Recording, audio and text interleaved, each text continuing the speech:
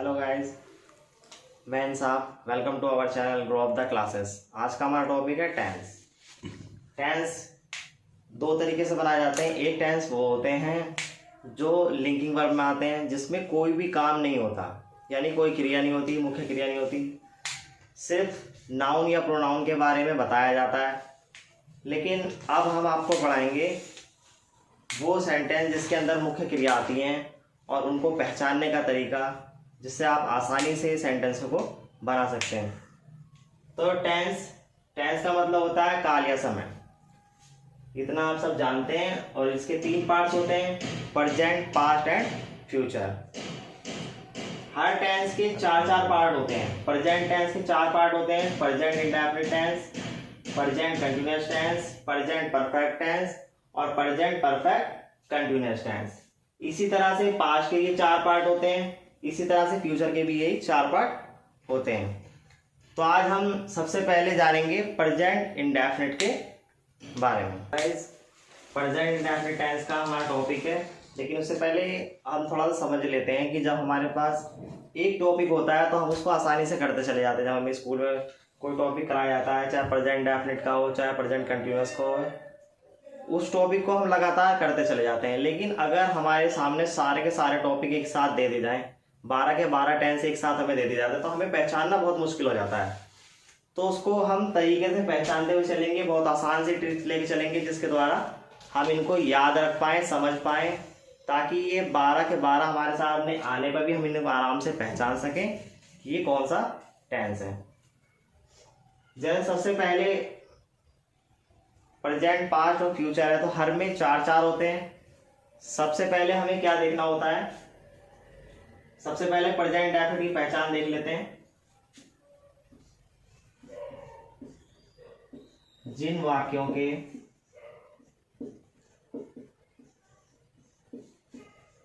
अंत में ता है, ती है, ते हैं और ताहू,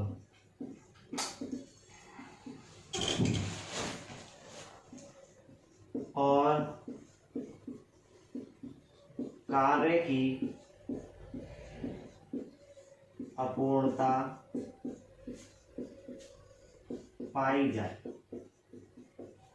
यानी कि ऐसे वाक्य जिसमें काम पूरी तरह से खत्म ना हो पाए, उन्हें प्रेजेंट इंडेफिनिट टेंस कहते हैं। तो गाइस, जब हमारे सामने सारे के सारे टेंस एक साथ होंगे तो हमें सबसे पहले क्या करना होगा, हमें उसे छोटा करना होगा। जब 12 के 12 हमारे सामने होंगे, लास्ट में सबसे पहले हमें है मिल जाएगा, तो इसका मतलब हमें पता लग जाएगा ये सिर्फ प्रेजेंट का वाक्य है और हमें पास्ट और फ्यूचर में कंफ्यूज नहीं होना है। जब है आ जाता है तो फिर हम थोड़ा सा आगे चलते हैं, तो ता मिल जाता है हमें, ता है, इसका मतलब वही क्या, ये प्रेजेंट इंडेफिनिट का सेंटेंस है। तो ये हमने पहचान बना ली है। अब हम एक वाक्य करके देखते हैं। राम पुस्तक पढ़ता है। तो फ्रेंड, जैसा कि आप देख पा रहे हैं, लास्ट में अगर है आ गया तो इसका मतलब ये प्रेजेंट का वाक्य है। थोड़ा सा हम आगे चलते हैं तो ता आ गया, ता है, इसका मतलब ये प्रेजेंट इंडेफिनिट का वाक्य है। इसको इस तरह से बनाते हैं, राम रीड्स द बुक। अब इसको समझने के लिए हमें सबसे पहले ये जानना होगा, हमें एक साथ सारे सेंटेंस नहीं कर सकते, इसके लिए हमें असर्टिव सेंटेंस पढ़ने पड़ेंगे।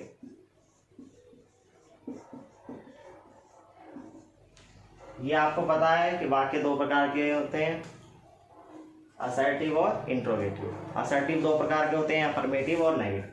तो सबसे पहले हम ऐसे वाक्य के बारे में पढ़ेंगे, अफर्मेटिव।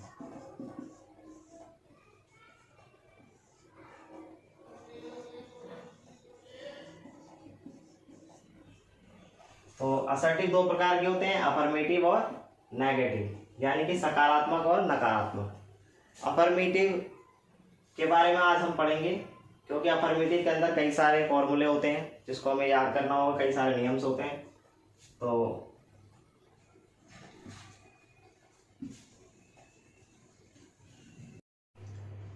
तो ये हमारा रूल है गाइस अफर्मेटिव सेंटेंस को बनाने का। सबसे पहले हमें चाहिए कि सब्जेक्ट, उसके बाद हमें मेन वर्ब की फर्स्ट फॉर्म चाहिए, उसके बाद एस या एस का प्रयोग करना है, फिर ऑब्जेक्ट, लास्ट में एसेट्रा, यानी कि जो बचा कुचा होता है उसे लिख देते हैं। तो एक एग्जांपल के लिए एक सेंटेंस देखते हैं।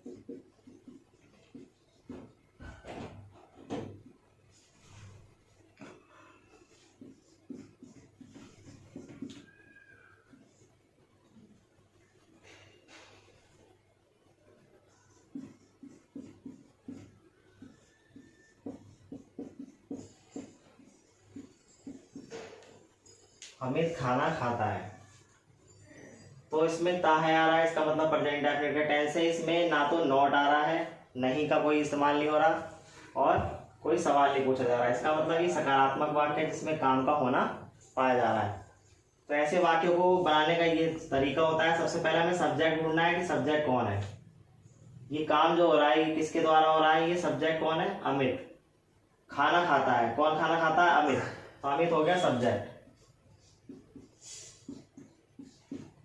इसके बाद हमें चाहिए मेन वर्ब। मेन वर्ब क्या होती है, जो काम सब्जेक्ट के द्वारा किया जाता है उसे मेन वर्ब कहते हैं। खाना, पीना, नहाना, धोना, उठना, बैठना, कूदना। तो इसमें क्या हो रहा है, इसमें काम हो रहा है खा रहा है, खाता। तो खाने की फर्स्ट फॉर्म लिखेंगे ईट। इसका एक नियम है, अगर सब्जेक्ट सिंगुलर होता है यानी कि एक वचन होता है तो हम मेन वर्ब की फर्स्ट फॉर्म में एस या एस का प्रयोग करते हैं। तो अमित जो है सिंगुलर नंबर आता है, तो इसलिए मेन वर्ब के साथ एस का प्रयोग किया जाएगा। तो यहां तक हमारा हो गया, सब्जेक्ट हमारा अमित हो गया, मेन वर्ब की फर्स्ट फॉर्म में फर्स्ट फॉर्म ईट हो गई, और हमने इसमें एस का प्रयोग कर लिया ईट्स। बचा हमारा ऑब्जेक्ट। ऑब्जेक्ट क्या है, जो काम वो उसके द्वारा किया जा रहा है, यानी वो खा रहा है तो क्या खा रहा है, पढ़ रहा है तो क्या पढ़ रहा है। इस तरह से ये सब क्या होते हैं, ऑब्जेक्ट कहलाते हैं। तो अमित ईट्स, अमित क्या खा रहा है, खाना खा रहा है। Amit eats the food. अगर इसके बाद कुछ बचा होता है तो वो एक्स्ट्रा टर्म में आता है। बाकी इसके बाद जब सेंटेंस खत्म हो जाता है तो हमें फुल स्टॉप लगाना पड़ता है। अफर्मेटिव वाक्य में फुल स्टॉप का लगाना जरूरी होता है, वरना वाक्य कंप्लीट नहीं माना जाता। तो एक और एग्जांपल देखते हैं।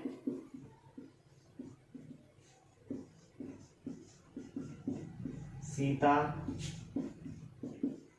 रोजाना स्कूल जाती है।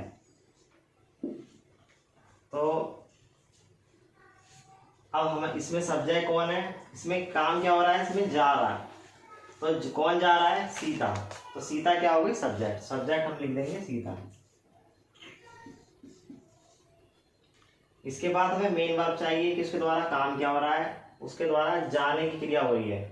तो मेन वर्ब क्या हो गया, जाना। जाने की स्पेलिंग होती है गो।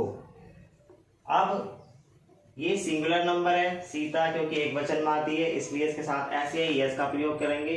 अब गो के साथ एस या ईएस का प्रयोग कैसे किया जाएगा, तो गो के साथ ईएस का प्रयोग होता है।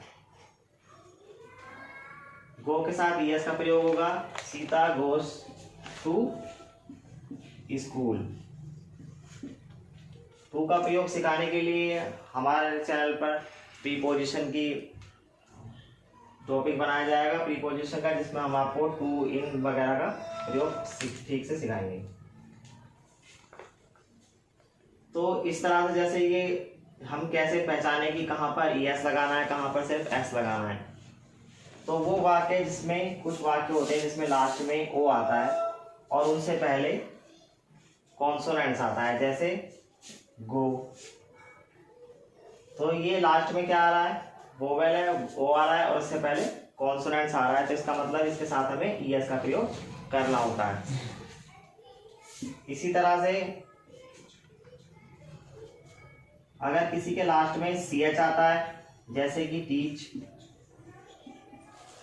तो उसके साथ भी एक वचन के साथ हम मेन वर्ब में ES का प्रयोग करेंगे। और एक और होता है कि जिसके लास्ट में Y आता है, जैसे कि फ्लाई, जिसके लास्ट में Y आता है, Y से पहले कॉन्सोनेंट्स आता है, तो हम क्या करते हैं, Y को हटा देते हैं और Y के स्थान पर क्या लगा देते हैं, IES का प्रयोग करते हैं। तो ऐसे हम समझेंगे कि हमें कहाँ पर S या ES का प्रयोग करना होगा। बंद कर दो। तो गाइस, अब तक हमने जाना सिंगुलर के बारे में, अब हम जानेंगे प्लूरल सब्जेक्ट के बारे में।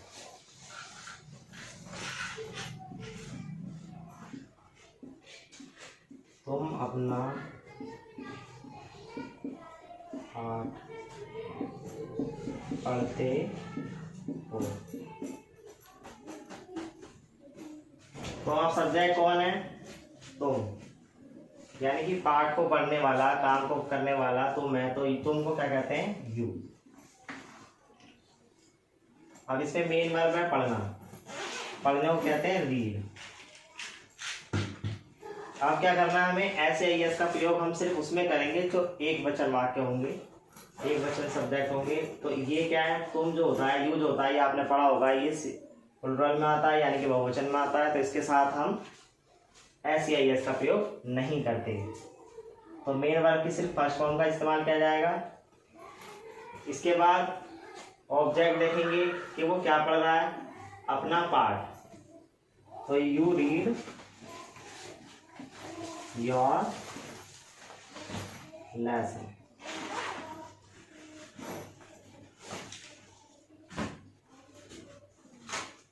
एक और समझते हैं इस तरह से,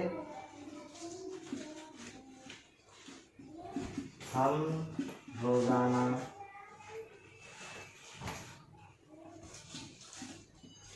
सड़क पर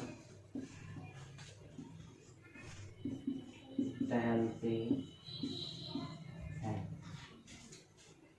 तो इसमें सब्जेक्ट कौन है, हम वो कहते हैं वी। इसके बाद इसके द्वारा क्या काम हो रहा है, टहलना, टहलने को कहते हैं वॉक। क्योंकि वी बहुवचन में आता है, तो इसलिए इसके साथ भी हम ऐसे ES का प्रयोग नहीं करेंगे। तो वी वॉक, हम टहलते हैं। कहाँ पर टहलते हैं, ऑन द रोड।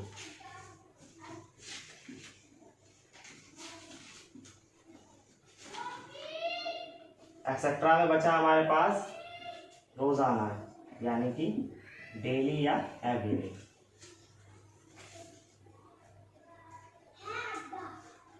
इस तरह से एक और वाक्य है, मैं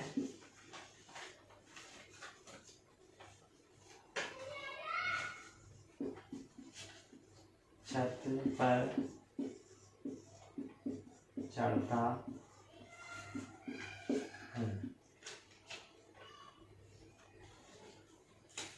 तो इसमें सब्जेक्ट क्या है, मैं, यानी कि आई। चढ़ने की होती है क्लाइंब। अब क्वेश्चन ये है कि आई के साथ मेन वर्ब में ऐसे ES का प्रयोग किया जाए या ना किया जाए। तो एक बात याद रखना गाइस कि आई जो होता है वो हमेशा प्रेजेंट टेंस में प्लूरल में आता है, यानी कि बहुवचन में आता है। इसके साथ हम ऐसे ES का प्रयोग नहीं करेंगे। तो I climb on the roof. तो कुछ और एग्जांपल देखते हैं।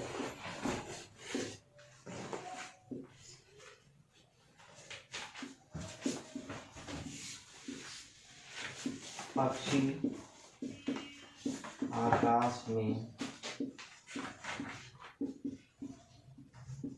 उड़ते।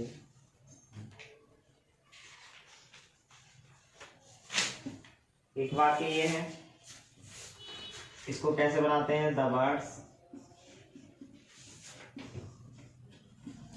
Fly in the sky.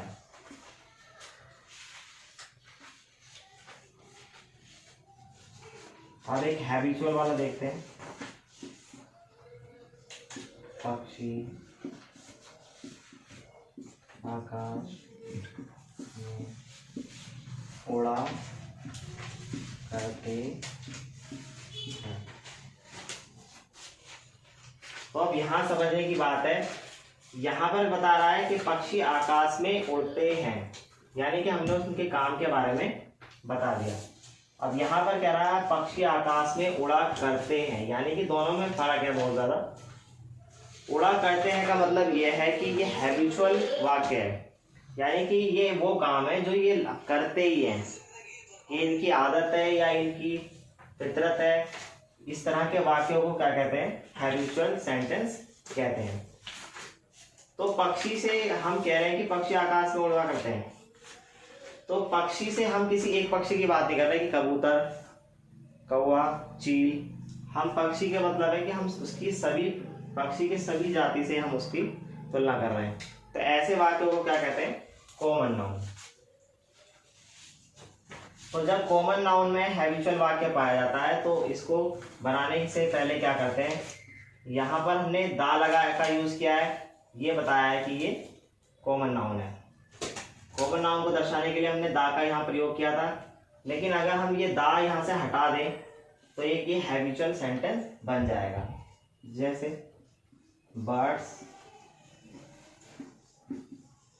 Fly in the sky. तो इसलिए हमें वाक्यों को ध्यान से पढ़ना चाहिए, हमें देख लेना चाहिए उसके अंदर आदत तो नहीं पाई जाती। तो पक्षी आकाश में उड़ा करता है, अगर इस तरह का वाक्य आपके पास आता है तो आप दा का प्रयोग नहीं करेंगे, और दा हटाने से इसका वाक्य बिल्कुल बदल जाएगा और इसका मतलब ये हो जाएगा कि पक्षी आकाश में उड़ा करते हैं। एक वाक्य देखते हैं, शीला खाना पकाती है। तो इसे कैसे बनाया जाएगा? Sheela cooks the food. फिर एक हैबिचुअल देखते हैं, शीला खाना पकाया करती है। यहाँ पकाया करती है, इसका मतलब कि ये हैबिचुअल वाक्य है, लगातार ये काम ये करती रहती है। तो ऐसे वाक्यों को बनाने के लिए क्या करते हैं? Sheela is accustomed to। तो गाइस ध्यान से देखना, ये बहुत कम लोग आपको बताएंगे accustomed to का प्रयोग। तो जब अब तक हमने पढ़ा था कॉमन नाउन, जब कॉमन नाउन आता है तो हम दा का प्रयोग नहीं करते, और कॉमन नाउन में हम दा का प्रयोग हटाकर हैबिचुअल को दर्शाते हैं। लेकिन अगर प्रॉपर नाउन आता है, शीला क्योंकि एक प्रॉपर नाउन है, प्रॉपर नाउन में अगर हैबिचुअल वाक्य आता है तो हम इसको सॉल्व करने के लिए इस तरह से accustomed to का प्रयोग करते हैं। तो शीला एक वचन है, इसके साथ इसका प्रयोग होगा, फिर और इसके साथ accustomed to लगाया जाएगा। इसके बाद फिर मेन वर्ब लगाई जाएगी। मेन वर्ब क्या है? पकाना। और इसमें पास्ट फॉर्म में IS का प्रयोग नहीं किया जाएगा।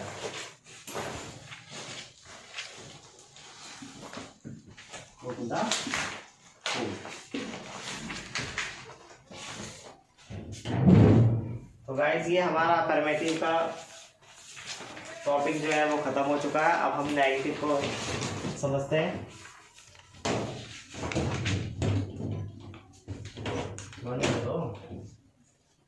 हम नेगेटिव के बारे में पढ़ेंगे जिस वाक्यों में नहीं का प्रयोग होता है। जैसे मोहन आम नहीं खाता है, तो सब्जेक्ट है मोहन, लिखिए मोहन। अगर मोहन एक वचन है तो उसके साथ डज का प्रयोग किया जाएगा, और जो सब्जेक्ट बहुवचन होते हैं उनके साथ डू का प्रयोग किया जाता है। मोहन एक वचन, इसके साथ हम डज का प्रयोग करेंगे, और नहीं के लिए नॉट का प्रयोग किया जाएगा। Mohan does not eat the mango. तो इसमें मेन वर्ब के साथ एस या ईएस का प्रयोग नहीं किया जाता। नेगेटिव में हम एस या ईएस का प्रयोग नहीं करते। इसके बाद आता है तुम सड़क पर नहीं दौड़ते हो। तो यू क्योंकि बहुवचन होता है इसलिए इसके साथ डू का प्रयोग किया जाएगा। यू डू नॉट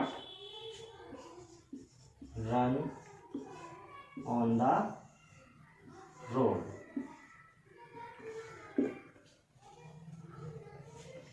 एक एग्जाम्पल और देखते हैं, मैं दिल्ली नहीं जाता हूँ। तो सब्जेक्ट है मैं, तो आई के साथ हम किसका प्रयोग करेंगे, डू का प्रयोग करेंगे, क्योंकि मैंने आपको पहले ही बताया था कि आई प्रेजेंट टेंस में हमेशा बहुवचन होता है, इसलिए आई के साथ हम डू का प्रयोग करेंगे। I do not go to Delhi. तो ये अब हमारे नेगेटिव के वाक्य भी खत्म हो चुके। तो अब तक हमने पढ़ा असर्टिव के बारे में, जिसमें अफर्मेटिव और नेगेटिव दो तरह के हमने वाक्य पढ़े। अब हम पढ़ेंगे इंट्रोगेटिव। इंट्रोगेटिव वो वाक्य होते हैं जिसके अंदर कोई सवाल पूछा जाता है, यानी कि प्रश्नवाचक वाक्यों को हम इंट्रोगेटिव कहते हैं। तो ये भी दो तरह के होते हैं, first type and second type, यानी कि इंट्रोगेटिव और डबल इंट्रोगेटिव।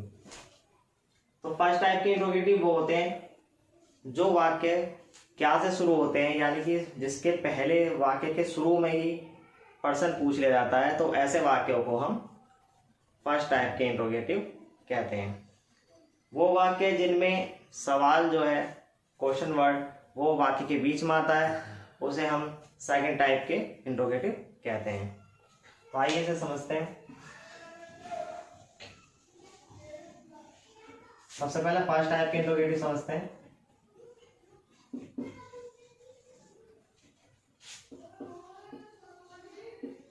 इसके रूल्स जो होते हैं वो क्या होते हैं, सबसे पहले हम हेल्पिंग वर्ब लिखते हैं, यानी कि डू या डज। उसके बाद सब्जेक्ट लिखा जाएगा, फिर नॉट या नेवर, अगर वाक्य में नहीं या कभी नहीं आ रहा है तो हम उसकी अंग्रेजी लिखेंगे।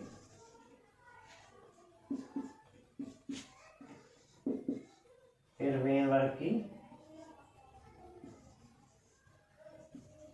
First form plus object plus each और प्लस क्वेश्चन मार्क। तो एक एग्जांपल देखते हैं।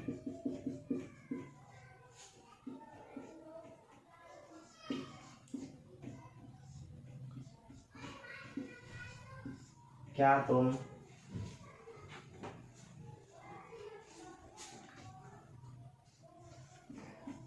एक पत्र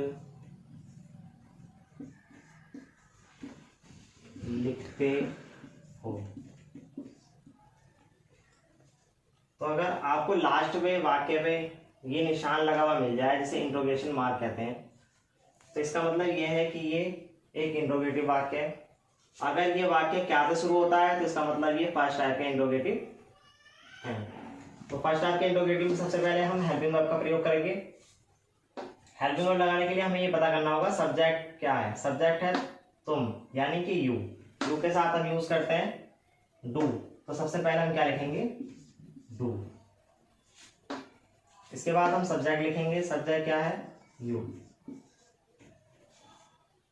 इसके बाद अगर इसमें वाक्य में नॉट या नेवर है तो उसकी अंग्रेजी लिखेंगे, नहीं है तो आगे बढ़ते हैं। इसमें नॉट या नेवर नहीं दे रखा तो हम सब हेल्पिंग वर्ब, फिर सब्जेक्ट, उसके बाद हम मेन वर्ब की फर्स्ट फॉर्म लिखेंगे। इसमें क्या है, मेन वर्ब लिखना, तो डू यू राइट। ऑब्जेक्ट क्या है, ए लेटर। उसके बाद असर्टिव वाक्य जब हम पूरे कर रहे थे तो असर्टिव के सेंटेंस के लास्ट में हमने फुल स्टॉप लगाया था, उसके बगैर सेंटेंस पूरा नहीं होता। लेकिन जब हम प्रश्नवाचक वाक्य को पूरा कर रहे होते हैं इंट्रोगेटिव सेंटेंस में, तो इसमें हम लास्ट में क्वेश्चन मार्क जरूर लगाएंगे। अगर हमने ये नहीं लगाया है तो हमारा वाक्य कंप्लीट नहीं होगा। तो एक बार एग्जांपल देखते हैं। क्या वह एक सेब नहीं लाता है? तो इस बार सब्जेक्ट है वह, तो वह के साथ क्या आएगा, डज, क्योंकि वह जो होता है वो सिंगुलर होता है, इसलिए हम उसके साथ डज का प्रयोग करेंगे। इसके बाद सब्जेक्ट क्या है, ही, डज ही। फिर एक इसमें नॉट नहीं दे रखा है तो इसमें हम सब्जेक्ट के बाद नॉट का प्रयोग करेंगे। Does he not main verb की फर्स्ट फॉर्म ब्रिंग क्या लाता है, एक सेब लाता है, ब्रिंग एन एप्पल।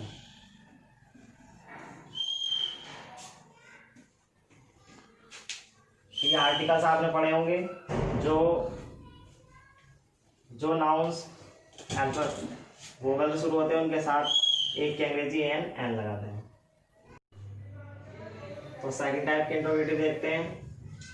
वह आगरा क्यों जाता है। तो इसमें पार्ट क्या है, इसमें क्वेश्चन वर्ड जो है वाक्य के बीच में दिया हुआ है।